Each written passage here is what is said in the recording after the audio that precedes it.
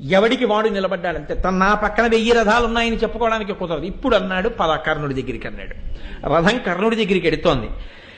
శత్రుంతపుడు సంగ్రామజిత్తు, ఇందులో శత్రుంతపుడు కర్ణుడి యొక్క తమ్ముడు.